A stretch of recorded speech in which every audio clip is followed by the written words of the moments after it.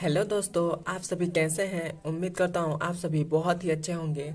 हम आज की इस वीडियो में पढ़ेंगे क्लास 10th मैथ। आज हम देखेंगे 20 बहुविकल्पीय प्रश्न जो हमारे 2024 के बोर्ड एग्जाम में सीधे पूछे जाने वाले ये प्रश्न है। यदि आप ये बहुविकल्पीय प्रश्न कर लेते हैं तो मैं गारंटी के साथ कह सकता हूं कि यही प्रश्न बोर्ड एग्जाम में आएंगे। यदि यह प्रश्न नहीं आते हैं तो बस प्रश्न तो सेम रहेंगे, परंतु वहां की जो ये संख्या दी गई है वह केवल चेंज हो जाएंगे। तो आइए हम देखते हैं पहला नंबर सवाल। पहला नंबर हमारा सवाल कह रहा है 2 का स्क्वायर गुणे 3 गुणे 5 तथा 2 का क्यूब गुणे 3 का लॉसा होगा। हमें ये तो संख्या दे दी गई है और इसमें इसका लॉसा पूछ रहा है। तो सबसे पहले हम क्या करेंगे, ये जो 2 बार दिया है ना, ये दो है तो इसको एक बार लिखते हैं, एक बार लिखेंगे 2। और ये जो 2 बार दिया है इसको भी एक बार लिखेंगे तो ये हो जाएगा 3। उसके बाद ये 5 है तो 5 को एक ही बार लिखेंगे, ऐसे कर लेंगे। उसके बाद ये जो 2 का पावर जो सबसे बड़ा होता है, लॉसा में जो 2 का पावर सबसे बड़ा होता है उसको हम लेते हैं। यहाँ पर 2 का पावर 2 है, यहाँ पर 2 का पावर 3 है तो यहाँ लेंगे 2 का पावर 3 ले लेंगे। अब हम इसका गुणा करेंगे तो ये हमारे पास क्या आ जाएगा, 5 या 15 गुणे 2 का क्यूब। और जब हम इसका करेंगे तो हमारे पास आ जाएगा 120। जब हम इसका गुणा करेंगे तो हमारे पास आ जाएगा 120। और 120 हमारा कौन सा ऑप्शन है, सी, तो हमारा सी ऑप्शन सही हो जाएगा। अब हम चलते हैं इसके दूसरे नंबर सवाल पर। यहां पर देखिए दूसरा नंबर हमारा सवाल कह रहा है इस समीकरण का 4x square minus 4x equal to 0 के मूल होंगे। हमें 4 ऑप्शन दे दिए गए। पहला ऑप्शन दिया है 0, -4, बी ऑप्शन दिया है 0, 4 और सी ऑप्शन दिया है 1, 1 और डी ऑप्शन दिया है 0, 1। तो सबसे पहले हम इसको कैसे हल करेंगे, सबसे पहले हम इस समीकरण को यहाँ पर उतार लेते हैं। तो हमारा समीकरण है 4x स्क्वायर माइनस 4x बराबर में है 0। इतना हमारा समीकरण है। अब हम इसमें से हमारा कॉमन जो आ रहा है उसको कॉमन लेंगे। तो यहाँ पर देखिए यहाँ पर 4 कॉमन आ रहा है, यहाँ पर भी 4 है तो 4 कॉमन आ रहा है। इधर भी x है, इधर भी x है तो x कॉमन आ रहा है। तो हमारे पास यहाँ हो जाएगा 4x कॉमन हो जाएगा। तो यहाँ से 4 से 4 कट गया, एक x से x कट गया तो यहाँ पर x बचा। और माइनस प्लस माइनस ही होता है, यहाँ पर कुछ भी नहीं तो प्लस है तो माइनस, प्लस माइनस माइनस ही होता है। अब यहाँ से 4x से 4x कट गया तो बचेगा 1 और ये हो जाएगा बराबर में 0।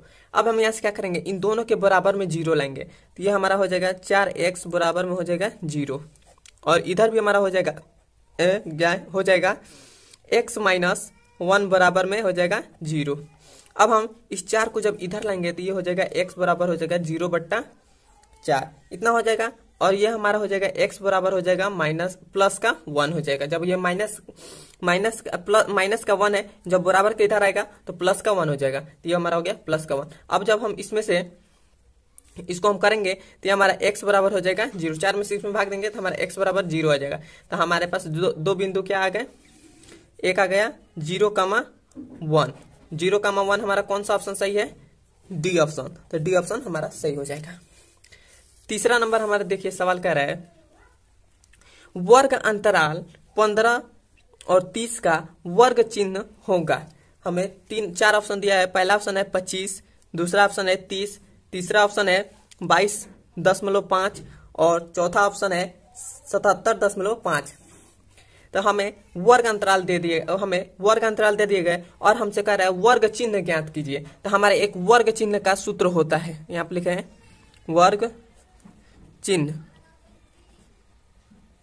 चिन्ह का एक सूत्र होता है। वह सूत्र होता है उच्च सीमा प्लस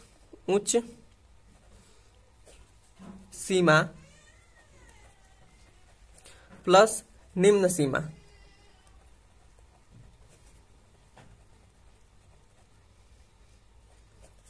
और बटा में होता है 2। तो हमारा उच्च सीमा कौन है, तो हमारा उच्च सीमा ये 30 है तो ये हो जाएगा उच्च सीमा हमारा हो जाएगा 30।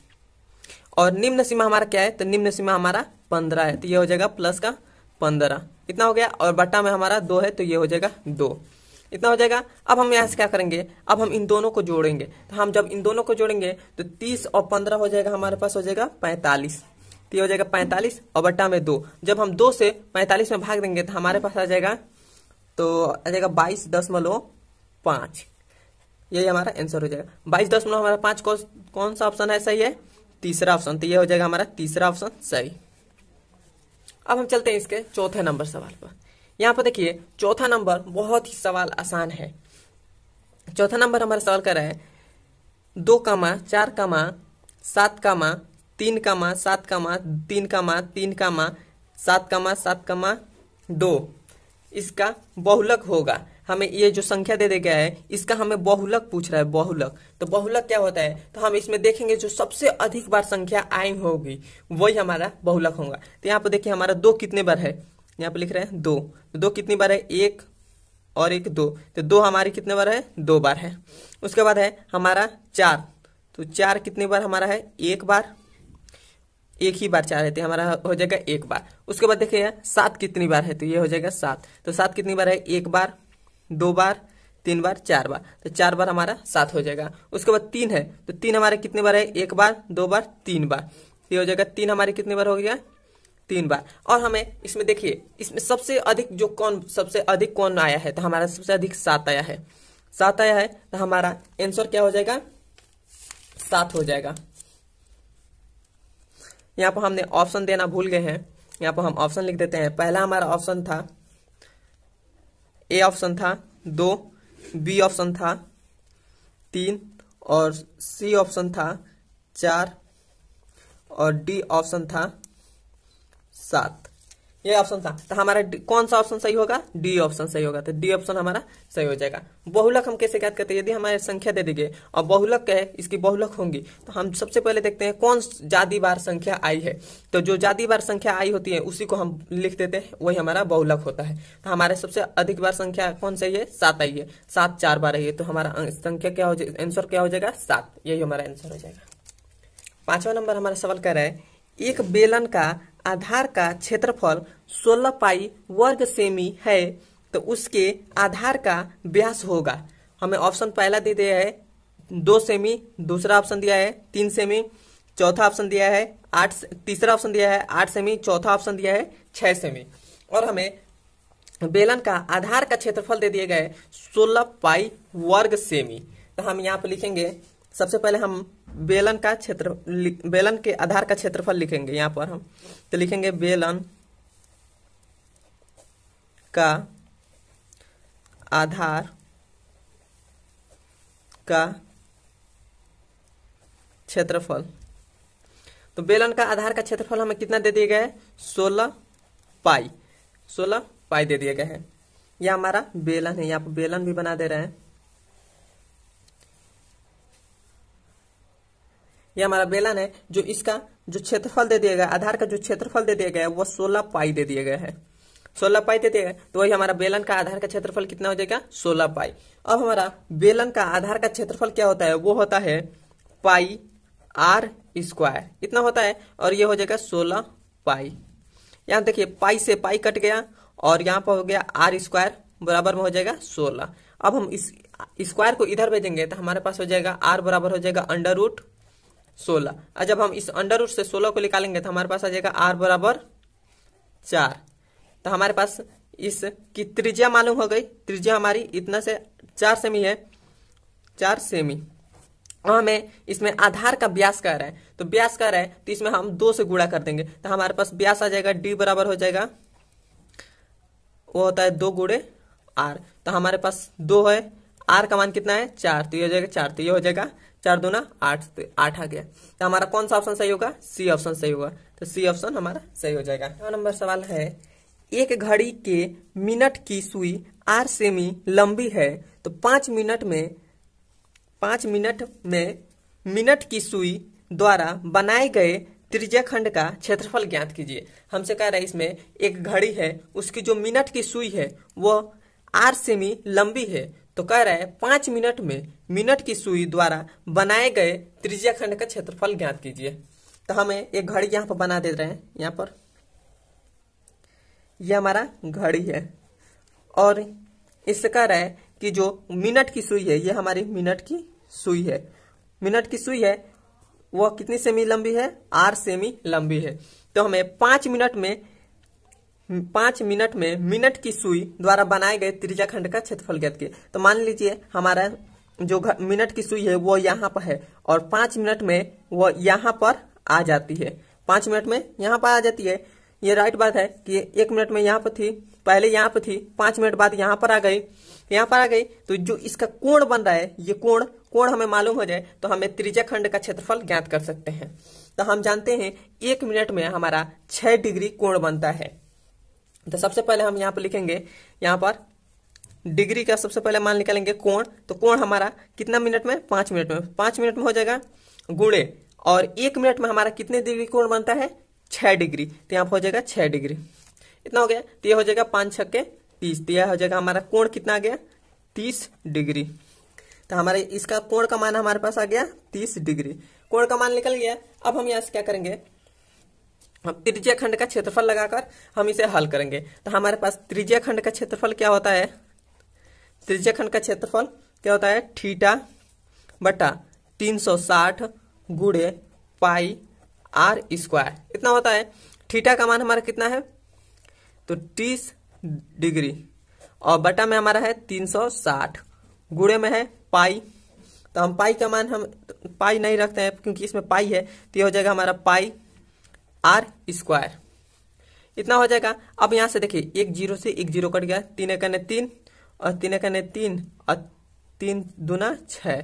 हमारे पास कितना आ गया, 1/12 गुणे पाई आर स्क्वायर। तो अब हम इसको ऐसे लिख सकते हैं, जब हम इसमें गुणा करेंगे तो ये हो जाएगा पाई आर स्क्वायर बट्टा में हो जाएगा 12। अब ये देखिए, ये ऑप्शन हमारा कौन सा ऑप्शन में मिल रहा है, ये ऑप्शन हमारा मिल रहा है पहला नंबर।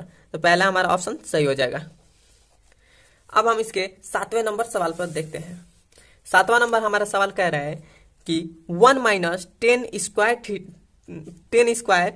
30 डिग्री बटा में है 1 प्लस 10 स्क्वायर 30 डिग्री का 30 डिग्री बराबर है। ये हमसे ऑप्शन में कह रहा है, तो इसमें हमारा मान होगा। तो हम क्या करेंगे, इसको सबसे पहले हम हल करेंगे। तो ये हमारा हो जाएगा 1 है माइनस 10, 30 डिग्री का मान कितना होता है, वो होता है 1/√3। तो ये हो जाएगा 1/√3, स्क्वायर है तो ये हो जाएगा स्क्वायर, ये हो जाएगा बटा में हो जाएगा 1, प्लस है तो प्लस हो जाएगा, और 30 डिग्री का मान कितना होता है, 1/√3, इसका हो जाएगा स्क्वायर, इतना हो जाएगा। अब हम इसका स्क्वायर करेंगे तो हमारे पास हो जाएगा 1 माइनस 1 का स्क्वायर 1 ही होता है, और √3 तो ये हो जाएगा 3 हो जाएगा, और इधर बचेगा हमारे, इधर भी हमारा हो जाएगा 1 प्लस 1 बट्टा में हो जाएगा 3। अब हम इसका लसा लेंगे तो हमारे पास क्या आ जाएगा, इसका हो जाएगा 3 माइनस 1 बट्टा में हो जाएगा 3, और इधर भी हो जाएगा 3 प्लस 1 बट्टा में 3।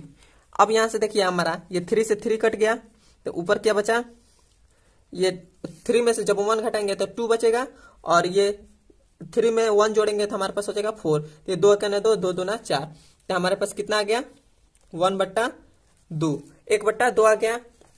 अब हम 1/2 इस चारों ऑप्शन में हम देखेंगे 1/2 किसका मान होता है, cos 90 डिग्री का मान होता है, या sin 90 डिग्री का मान होता है, या tan 90 डिग्री का मान होता है, या cos 60 डिग्री का मान होता है। इन चारों में हमारा 1/2 किसका मान होता है, तो हमारा मान जो होता है वो होता है 60 डिग्री का, cos 60 डिग्री का मान होता है 1/2। ये हमारा डी ऑप्शन सही हो जाएगा।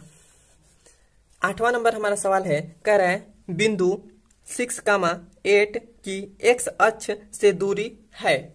हमें पहला ऑप्शन दिया है 6, दूसरा ऑप्शन है 10, तीसरा ऑप्शन है 8, और चौथा ऑप्शन है 0। तो हम आपको एक ट्रिक बता रहे हैं, वो आप यूज करिएगा, आपका एकदम सेम आंसर वही आएगा।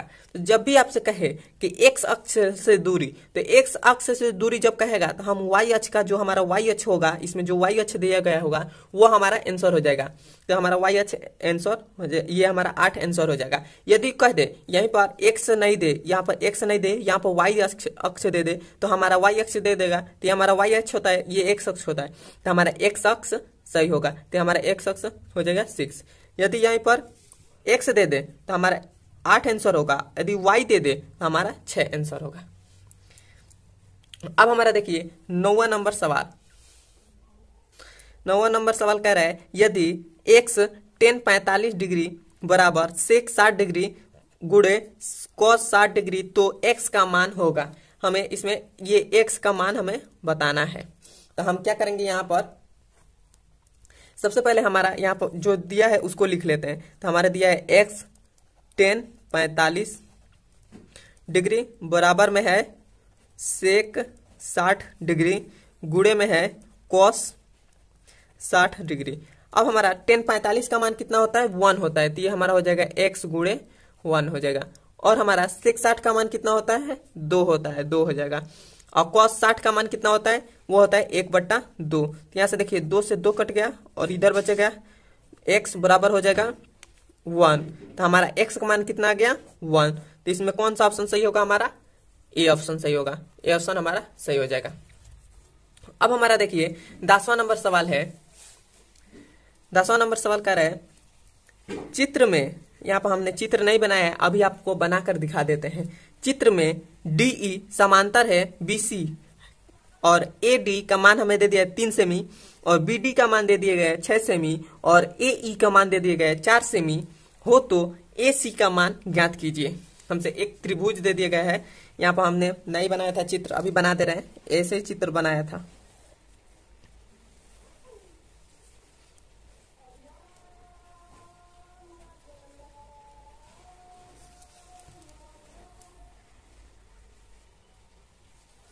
ये हमारा त्रिभुज बन गया है और ये हमारा हो जाएगा A, ये हमारा हो जाएगा B और ये हो जाएगा C।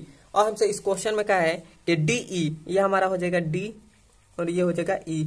तो हमसे कह रहा है DE समांतर है BC के, तो ये हमारा DE समांतर है BC के। अब हमसे इस क्वेश्चन में कह रहा है AD का मान हमें कितना दे दिया है, 3 सेमी और BD का मान हमें दे दिया है 6 सेमी और AE का मान दे दिया गया है 4 सेमी। तो हमसे पूछ रहा है AC, मतलब ये हमें पूरा मान पूछ रहा है, यहां से लेकर और यहां तक का, ये हमसे पूरा का मान पूछ रहा है। तो हम यहां से क्या करके हल करेंगे, तो यहाँ पर हमारा हल कैसे करेंगे, यह हो जाएगा हमारा AD बटा हो जाएगा DB या BD। तो BD लिख रहे हैं या DB हो जाएगा, बराबर होगा AE बटा EC। तो यह हो जाएगा AE बटा हो जाएगा AC, AE बटा हो जाएगा AC, क्योंकि इस पूरे का मान ज्ञात करना है तो इसलिए हमारा हो जाएगा AC।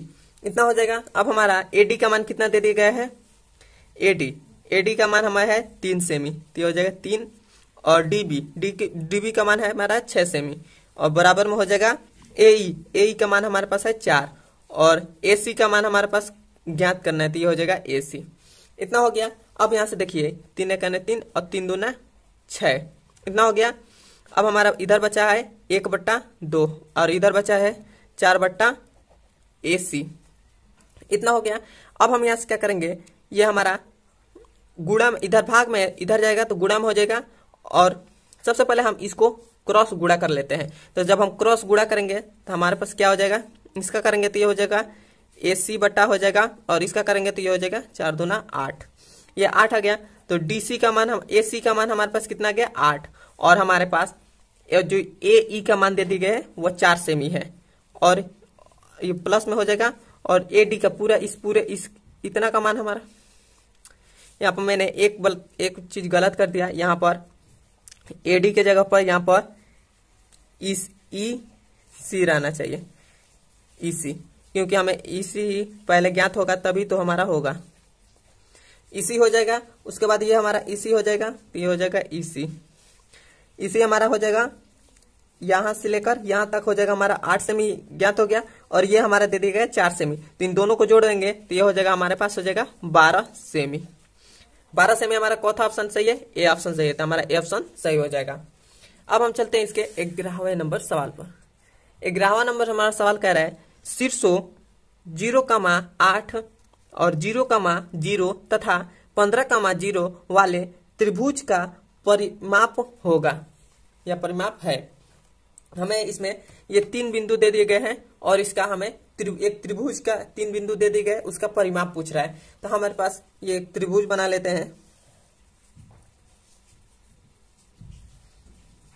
ये हमारा त्रिभुज हो जाएगा 0,0। यह यहाँ पर आएगा, मूल बिंदु है, तो मूल बिंदु यहाँ पर आता है 0,0। क्योंकि हमें यहाँ से अभी हम ऐसे करें तो ये हमारा x अक्ष हो जाएगा, और ये इधर नीचे करें तो ये हमारा y अक्ष हो जाएगा। तो ये जो हमारा रहता है ये हमारा x अक्ष होता है, और ये ऊपर वाला रहता है हमारा y अक्ष होता है, तो ये हो जाएगा y अक्ष।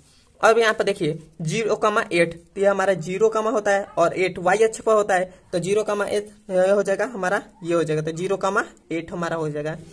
और ये दे देखिए 15,0, 15 x अक्ष पर और 0 y अक्ष पर, तो ये 15 पहले यहाँ पर और 0 y अक्ष, तो 0 यहाँ पर होता है, तो ये हमारा हो जाएगा 15,0। इतना कर लेंगे। उसके बाद हम क्या करेंगे, यहाँ पर देखिए इसका मान हमें ज्ञात है, क्योंकि इसकी जो लंबाई है वो 8 सेमी है, और इसकी जो लंबाई है वो 15 सेमी है। और हमें कर्ण का मान ज्ञात हो जाए तो हम इसकी परिमाप ज्ञात कर सकते हैं। तो कर्ण कैसे ज्ञात करेंगे, हमारा होता है कर्ण का स्क्वायर बराबर होता है लंब का स्क्वायर प्लस होता है आधार का स्क्वायर। इतना होता है। तो कर्ण का स्क्वायर ज्ञात करना है, तो ये हो जाएगा कर्ण का स्क्वायर लंब का स्क्वायर, तो 8 28 64 होता है, प्लस में हो जाएगा, और 15 का स्क्वायर हो जाएगा 225। इतना हो जाएगा। जब हम इन दोनों को जोड़ेंगे तो हमारे पास आ जाएगा, इन दोनों को जोड़ेंगे तो हमारे पास हो जाएगा 289 आ जाएगा। और 289 किसका स्क्वायर होता है, 17 का स्क्वायर होता है। तो जब हम स्क्वायर को इधर भेजेंगे तो ये हो जाएगा कर्ण बराबर हो जाएगा हमारे पास √289 हो जाएगा। और तो यहाँ हो जाएगा कर्ण का मान हमारे पास कितना आ जाएगा 17। तो कर्ण का मान हमारे पास आ गया 17, तो इसका मान हमारे पास कितना आ गया 17। अब हम इसका परिमाप ज्ञात करेंगे। तो परिमाप हम कैसे ज्ञात करते हैं, इन तीनों को जोड़ देंगे। तो जब हम तीनों को जोड़ेंगे तो ये हो जाएगा 8 + 15 + 17, और बराबर में हमारा जब इन दोनों को जोड़ेंगे, इन तीनों को जोड़ेंगे तो हमारे पास कितना आ जाएगा 40 आ जाएगा। तो ये हमारा 40 कौन सा ऑप्शन सही है, डी ऑप्शन सही है, चौथा नंबर। तो ये हमारा 40, यही हमारा आंसर हो जाएगा। 12 नंबर हमारा क्वेश्चन कह रहा है द्विघात समीकरण जिसके मूल 4, -7 है तो होगा। इसमें हमें द्विघात समीकरण होगा। तो द्विघात समीकरण कैसे, हमें मूल हमें दे दिया गया है 4, -7। तो हमारा एक सूत्र होता है, वो होता है हमारे पास, वो होता है x² माइनस मूलों का योग। तो मूलों का हमारा योग कितना हो जाएगा 4 + -7, इतना हो जाएगा, इतना हो जाएगा। और वो होता है x, उसके बाद होता है माइनस नहीं प्लस होता है, प्लस हो जाएगा। उसके बाद मूलों का गुणनफल, तो मूलों का गुणनफल हमारा कितना है 4, -7, तो ये हो जाएगा 4 × -7 हो जाएगा, इतना हो जाएगा। और होता है बराबर में 0, तो ये हो जाएगा x²। अब हम इसका करेंगे तो ये हो जाएगा प्लस माइनस होता है, तो ये हो जाएगा माइनस, और ये हो जाएगा माइनस। अब प्लस माइनस होता है, और माइनस में से जब हम 4 को घटाएंगे तो हमारे पास कितना आ जाएगा -3 आ जाएगा, तो ये हो जाएगा 3x। और प्लस में हो जाएगा, इसका जब हम गुणा करेंगे तो ये हो जाएगा माइनस हो जाएगा, और 7 चौक को 28 होता है, तो ये हो जाएगा 28, अब बराबर में हो जाएगा 0। अब हम इसका गुणा करेंगे तो ये हो जाएगा x² minus plus 3x, plus में हो जाएगा माइनस होगा क्योंकि प्लस माइनस होता है, और ये हो जाएगा 28 बराबर में हो जाएगा 0। यह हमारा द्विघात समीकरण ज्ञात हो गया। द्विघात समीकरण ये कौन सा ऑप्शन सही है, देखिए x² + 3x - 28 बराबर में 0, हमारा बी ऑप्शन सही हो जाएगा। 13 नंबर हमारा सवाल है, कह रहा है 1.5 मीटर लंबी एक प्रेक्षक एक चिमनी से 28.5 मीटर की दूरी पर स्थित है, तो इसकी आंखों से चिमनी के शिखर का उन्नयन कोण 45 डिग्री है, तो चिमनी की ऊंचाई होगी। हमें यह हमारा शिखर है, एक प्रेक्षक है, यह हमारा प्रेक्षक है, इसकी जो लंबाई है वो 1.5 मीटर है, और इसके बाद कह रहा है 1.5 मीटर है, चिमनी से 28 मीटर दूरी पर है, जो ये हमारा एक चिमनी है, ये हमारा एक चिमनी है। इसकी और इसकी बीच की दूरी हमें दे दिया है 28.5 सेमी दे दिया है। तो उसकी आंखों से चिमनी की शिखर, मतलब ये जो ये हमारा प्रेक्षक है, इसके आंखों से, मतलब ये एक लड़का है, इसके आंखों से शिखर पर इसके ऊपर देख रहा है तो उन्नयन कोण बन रहा है। तो यहां से हमारा एक ये उन्नयन कोण बन रहा है, ये उन्नयन कोण बन रहा है। तो ये जो कोण हमारा बन रहा है वो 45 डिग्री हो रहा है, 45 डिग्री हो रहा है। तो चिमनी की ऊंचाई पूछ रहा है, ये पूरा ये चिमनी की ऊंचाई हमसे पूछ रहा है, चिमनी की ऊंचाई पूछ रहा है। तो सबसे पहले ये जो हमारा 1.5 मीटर है तो ये भी हमारा 1.5 मीटर ही होगा, इतना यहां से लेकर यहां तक की। और ये देखिए ये जब हमारा 28.5 है यहां से लेकर यहां तक, तो ये भी हमारा 28.5 मीटर होगा।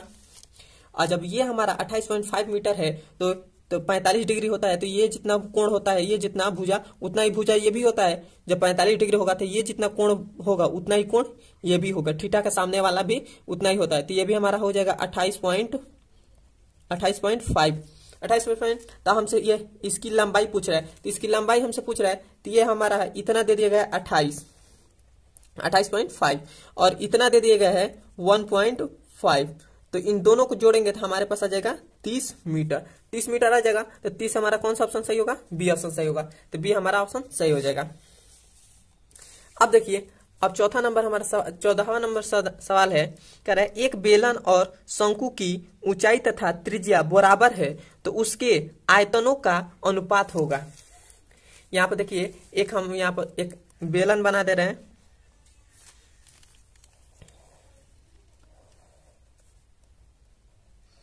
यह एक बेलन है इसकी, और एक यह शंकु है, यह एक शंकु है।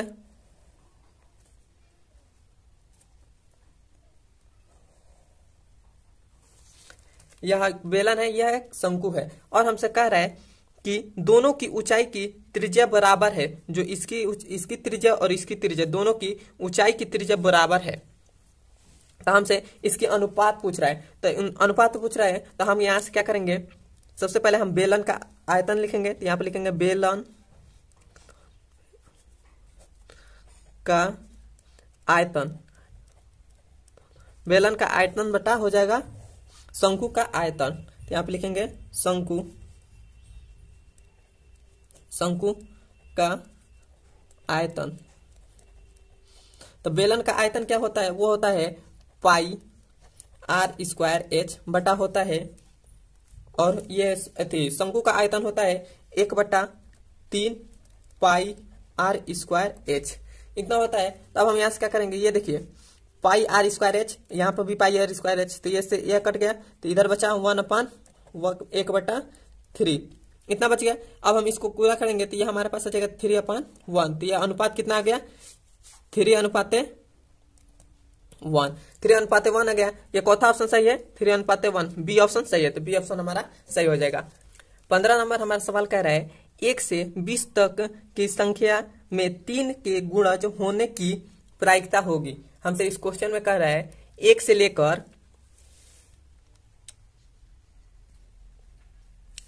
क्वेश्चन में कह रहा है 1 से 20 तक की संख्या में 3 की गुणज होने की प्रायिकता है। हमसे मतलब 1 से लेकर 20 तक के कितने भी 3 के गुणज है उसकी प्रायिकता कितनी होगी। तो सबसे पहले हमें क्या करेंगे, इसका कुल मान है हमारा, कुल कितनी संख्या है तो हमारा हो जाएगा ns, कुल संख्या हमारा ns कितना है 20, 1 से 20 तक है तो हो जाएगा 20।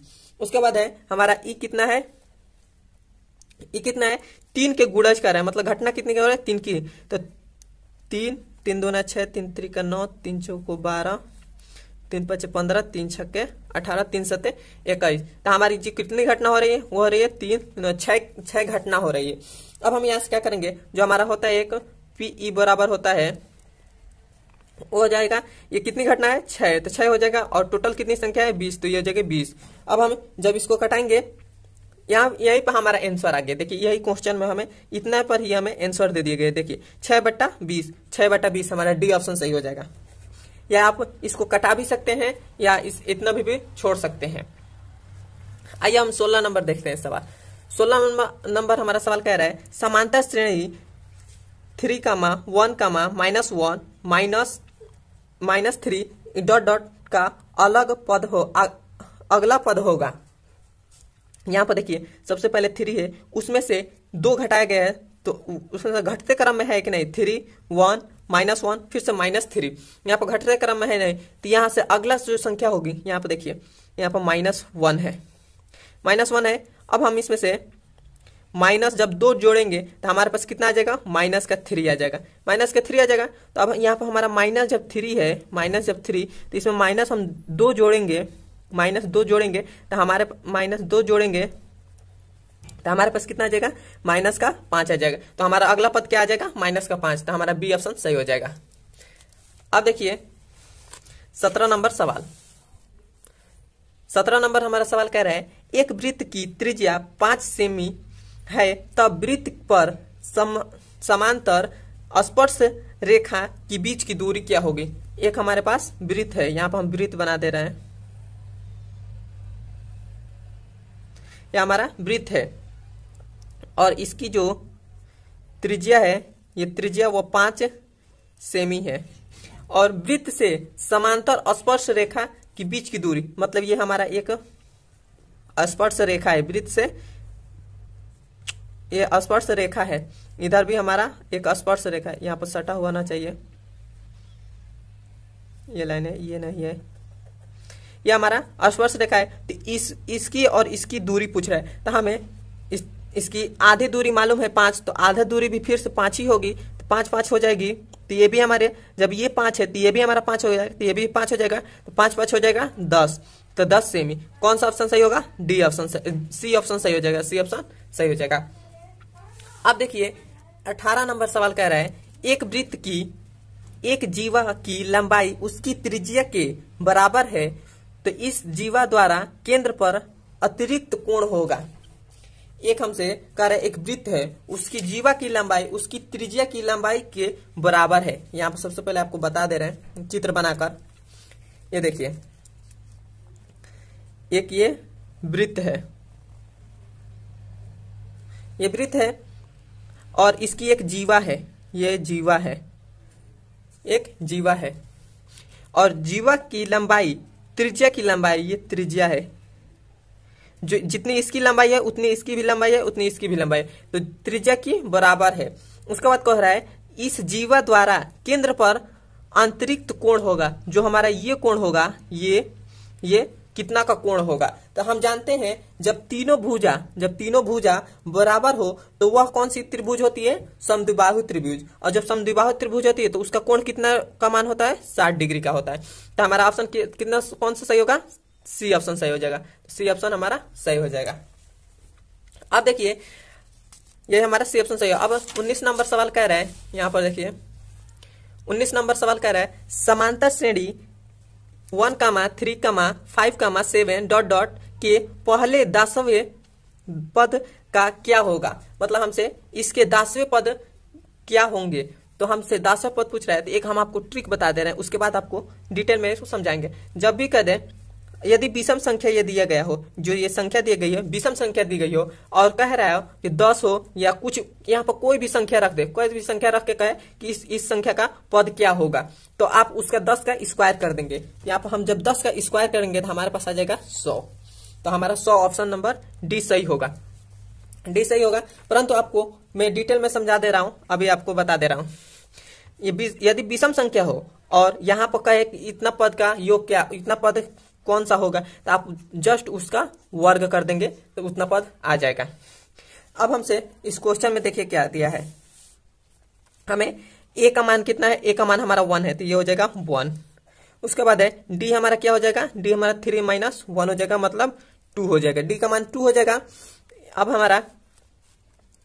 हम यहां से करेंगे एनएस, एस एन हमारा हो जाएगा, एस एन का हमारा सूत्र होता है, वो होता है n/2 बड़ा कोष्ठ में 2a + n - 1 और d कितना होता है। अब हमारा देखिए n का मान हमारा कितना हो जाएगा, 10 हो जाएगा, क्योंकि हमें 10 पदों का योग ज्ञात करना है, तो ये हो जाएगा 10/2 और 2 × 1, a का मान 1 है तो 1 हो जाएगा, 2 × 2 हो जाएगा, प्लस n का मान 10 है तो ये हो जाएगा 10 - 1 और d का मान हमारे पास है 2, ये हो जाएगा 2। अब हम यहाँ से क्या करेंगे, 2 × 2 = 2 × 5 = 10, तो ये हो जाएगा 5 और इधर हो जाएगा 2 + 9 हो जाएगा, क्योंकि 10 में से 1 घटाएंगे तो 9 हो जाएगा और ये हो जाएगा 2, इतना हो गया। कितना हो गया। अब हम इसका गुणा करेंगे, तो जब हम इसका गुणा करेंगे तो हमारे पास कितना आ जाएगा, ये हो जाएगा 5, 2 प्लस 9 दूना 18, 18 हो जाएगा। अब हम इस 18 में जब 20 जोड़ेंगे, 2 जोड़ेंगे तो हमारे पास 20 हो जाएगा, तो 5 गुणे 20, अब 20 बचे 100 हो जाएगा, 100। ये हमारा आंसर हो जाएगा। देखिए डी ऑप्शन 100, और वैसे भी बताए थे तो वो भी 100 ही आता है। ये हमारा ऑप्शन सही हो जाएगा, डी ऑप्शन। अब देखिए लास्ट नंबर हमारा सवाल कह रहा है, ताश की एक गड्डी से पत्ता निकाला जाता है तो इसकी प्रायिकता है कि निकाले गए पत्ते काले रंग के हैं। हमसे एक ताश के गड्ढे हैं, उसकी गड्ढे में से जो पत्ते निकाले जा रहे हैं उसकी कितनी प्रायिकता होगी, और निकाले गए उसमें से काले रंग कितने होंगे, काले रंग के जो पत्ते हैं वो कितने होंगे, यही हमसे क्वेश्चन में पूछ रहा है।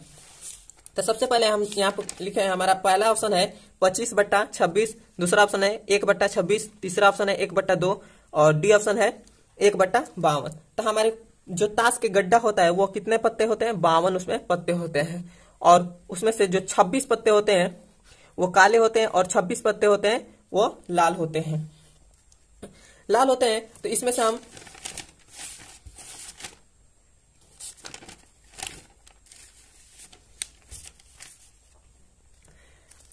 तो हमारे पास यहाँ पर हो जाएगा, तो हमारा 52 हमारा जो कुल पत्ते होते हैं, और जो हमारे 26 होते हैं वो काले होते हैं, 26 लाल होते हैं। तो यहाँ पर हो जाएगा 26/52, 52 हो जाएगा। अब हम इसको जब हम कटाएंगे तो हमारे पास आ जाएगा 26, 26, 26 दूना 52, 1/2 आ जाएगा, 1/2 ऑप्शन सी ऑप्शन सही हो जाएगा। ये हमारा आंसर है। वीडियो आपको अच्छा लगे तो वीडियो को लाइक, सब्सक्राइब और कमेंट में मुझे बताएं कि वीडियो कैसा लगा है। ऐसे ही वीडियो को देखने के लिए हमारे चैनल को सब्सक्राइब कर दें। अब हम मिलते हैं इसके अगले नंबर वीडियो में।